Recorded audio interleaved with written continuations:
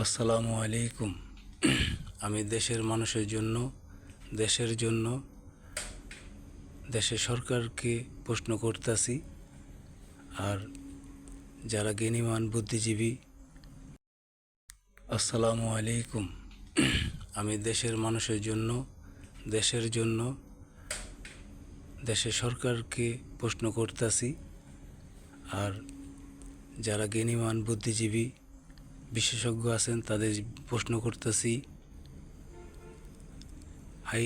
ইয়াইয়া খান, আয়ব খান, তারপরে যারা এই বাংলাদেশের রাজত্ব করছে, সবাই কি বাংলাদেশের বসকাটা কি চুরি করে নেওয়ার জন্য কি রাজনীতি করে?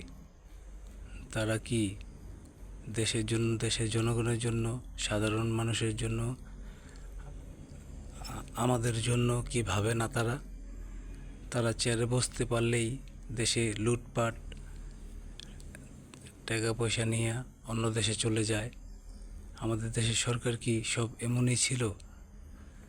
বঙ্গবন্ধু যে বইলা গেল যে আমি চোরের দেশ পাইছি, সবাই পায় স্বর্ণের খনি, আমি পাই চোরের খনি। বুদ্ধিজীবীদের জিগাই, এটাই কি সত্যি কথা? এদেশের জন্য, এই দেশের মানুষের জন্য কি কেউ কোনো কিছু ভাবে না?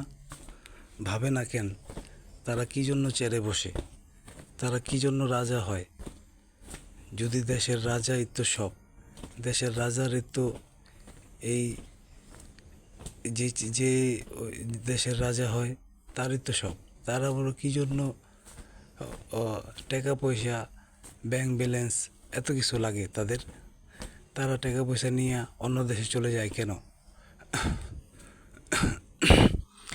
তো বঙ্গবন্ধু, জিয়া রহমান, তারা দেশটাকে, তারপরে আমাদের মা বোনেরা, তারপরে শহীদ যারা হয়েছে, তাদের রক্তর বিনিময়ে কি এটাই কি পাওয়া হয়েছে?